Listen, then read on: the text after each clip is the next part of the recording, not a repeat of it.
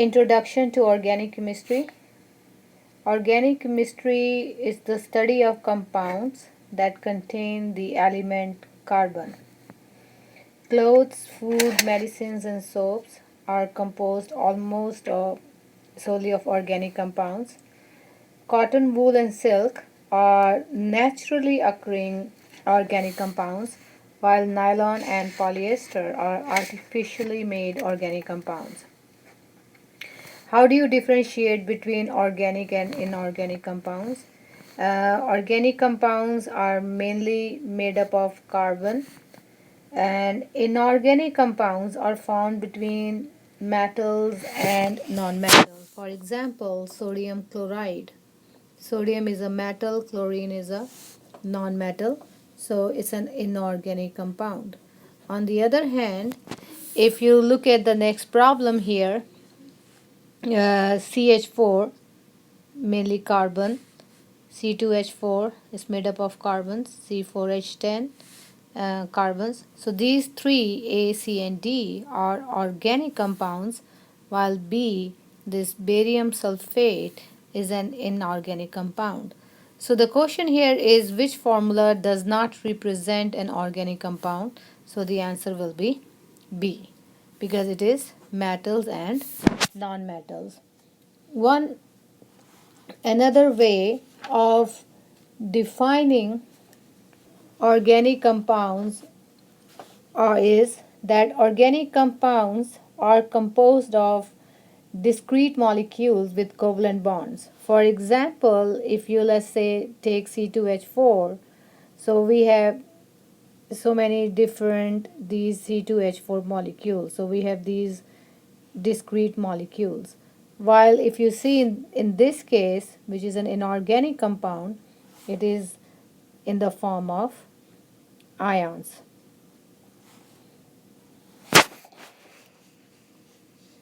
So all organic compounds mainly contain carbon atoms and most contains hydrogen atoms. So as we saw, these are CH4, C2H6, C3H8, all these are organic compounds. Now carbon is in the fourth A group of the periodic table, means it has 4 valence electrons and it needs 4 more electrons to fulfill the octet. That's why carbon always makes 4 covalent bonds. So if you look here, so 4 bonds, because each bond is made up of 2 electrons. On the other hand, hydrogen always makes 1 bond. Why? Because hydrogen has already 1 valence electron and it needs 1 more to be stable. Hydrogen wants to have 2 electrons around it. But carbon has 4 bonds. Carbon can form single, double, and triple bonds to other carbon atoms. So let's look at the examples. For example, if you look at this compound here, how many bonds are around each carbon? So let's look at this carbon. 1, 2, 3, 4. 4 bonds around carbon. How many bonds are around this carbon? 1, 2, 3, 4. So, and as we said in the here in the second point was carbon always forms 4 covalent bonds, but carbon has a single bond. In between 2 carbons we have a single bond. If you look at this compound, in between 2 carbons we have a double bond, 2 bonds here, so it's a double bond, and but still around each carbon we have 4 bonds. So let's look at this carbon. How many bonds are around this carbon? 1, 2, 3, and 4.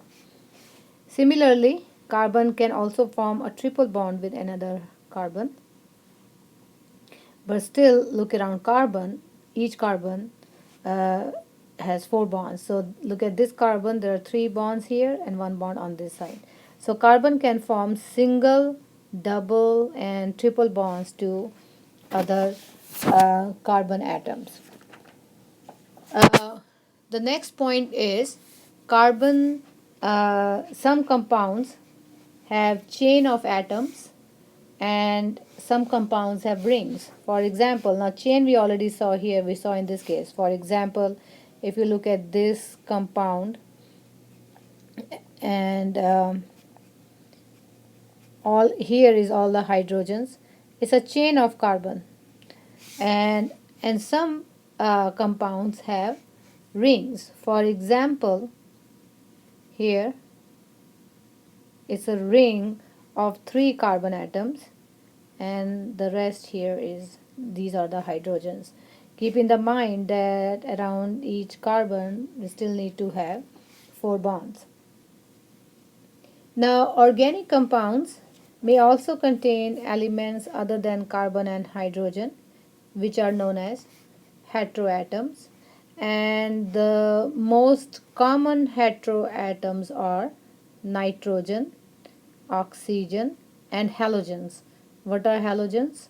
Fluorine, chlorine, bromine, and iodine.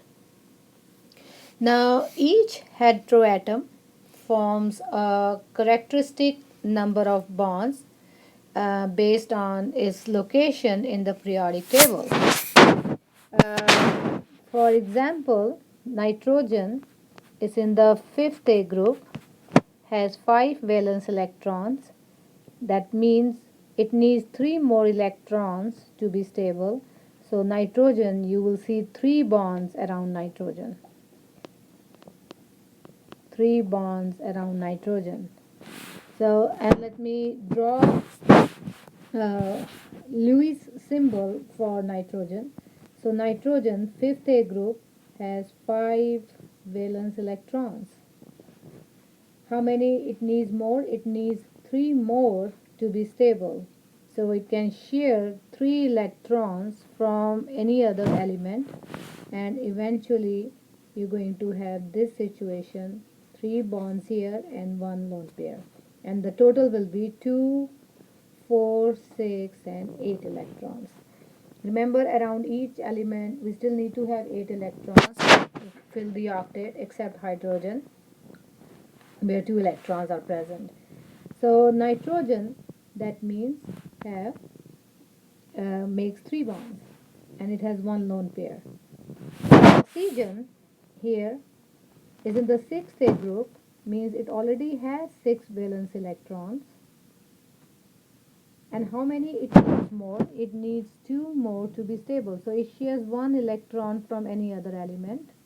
And if you look here, oxygen has 2 lone pairs and it makes 2 bonds. So again, the total number of electrons are 8. So how many bonds you see around nitrogen? 3. How many bonds you see around oxygen? 2. Let's take another example. Fluorine, 7th A group, has 7 valence electrons. How many it needs more? 1 more. So it shares 1 electron from some other element. Let's say hydrogen. So this is hydrogen. Hydrogen has 1 electron. Fluorine shares this electron of hydrogen, and so fluorine has 8. So this will be the structure. So how many bonds you see around fluorine? 1. How many lone pairs? 3. And if you see that number of bonds plus number of lone pairs equals to 4 in each and every case. So go back to nitrogen. How many bonds? 3. 3 bonds. How many lone pairs? 1. 3 plus 1, 4. And bond is made up of 2 electrons, so total electrons are 8. Oxygen, how many bonds? 2 bonds. How many lone pairs? 2 lone pairs, so total is 4. Fluorine here, 3 lone pairs, 1 bond, and again total is 4. And 4 times 2 is 8. Made with Doodlecast Pro.